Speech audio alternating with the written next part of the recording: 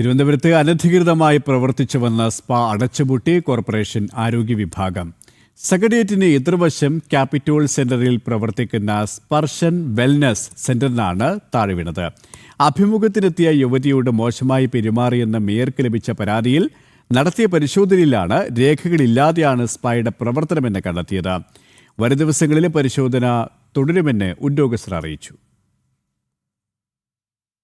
സെക്രട്ടേറിയറ്റിന് എതിർവശമുള്ള ക്യാപിറ്റൽ സെന്ററിൽ പ്രവർത്തിക്കുന്ന സ്പർശൻ വെൽനസ് സെന്ററിലാണ് പരിശോധന. വൈകിട്ട് 5:30 കോർപ്പറേഷൻ ആരോഗ്യ വിഭാഗം ഉദ്യോഗസ്ഥരുടെ നേതൃത്വത്തിൽ പരിശോധന നടത്തുകയായിരുന്നു.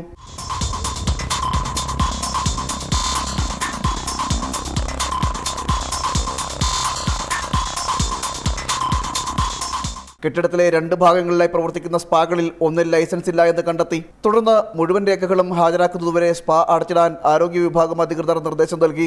അഭിമുഖത്തിനെത്തിയ യുവതിയോട് മോശമായി പെരുമാറിയെന്ന പരാതിയുടെ അടിസ്ഥാനത്തിൽ മേയർ വി രാജേഷിന്റെ നിർദ്ദേശത്തെ തുടർന്നായിരുന്നു ഉദ്യോഗസ്ഥർ പരിശോധനയ്ക്ക് എത്തിയത്. വ്യക്തമായിട്ട് മേയർക്ക്, ബഹുമാനപ്പെട്ട തിരുവനന്തപുരം മേയർക്ക് കിട്ടിയ ഒരു പരാതിയുടെ അടിസ്ഥാനത്തിലാണ് സ്പർശൻ സ്പായിൽ നമ്മൾ അന്വേഷണം നടത്തി വന്നത്. സ്പർശൻ സ്പായിൽ നടത്തുന്ന, അതായത് ഓണർ മനോഹരൻ എന്നാണ് ഉടമയുടെ ലൈസൻസിയുടെ പേര്. ഒരു മാനേജറുണ്ട് റിദിൻ എന്ന് പറഞ്ഞു. പക്ഷേ ഈ റിദിനോ മറ്റ് അവിടെ നിന്ന സ്റ്റാഫുകൾക്കോ മസാജിനുള്ളതോ അല്ലെങ്കിൽ സ്പാ നടത്തുന്നതിനുള്ള യാതൊരു അനുബന്ധ രേഖകളും ഇല്ലായിരുന്നു. അതിൽ ഇവർക്ക് 2 കെട്ടിട മുറി ഉണ്ടായിരുന്നു.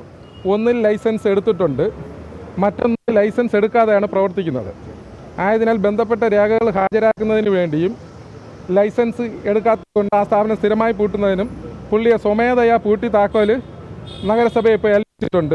സ്പായിൽ ക്രോസ് മസാജിംഗ് നടന്നിട്ടുണ്ടോ എന്നതടക്കമുള്ള കാര്യങ്ങളും അന്വേഷിക്കുമെന്ന് നഗരസഭാ ഉദ്യോഗസ്ഥർ അറിയിച്ചു. തിരുവല്ലയിലെ സ്പായിൽ യുവതിക്ക് ബലാത്സംഗത്തിനിരയായ സാഹചര്യത്തിൽ തലസ്ഥാനത്തെ സ്പാകൾ കേന്ദ്രീകരിച്ച് വരും ദിവസങ്ങളിലും തുടർ പരിശോധനകൾ നടത്തുമെന്ന് ആരോഗ്യ വിഭാഗം അധികൃതർ അറിയിച്ചു. ജനം, തിരുവനന്തപുരം.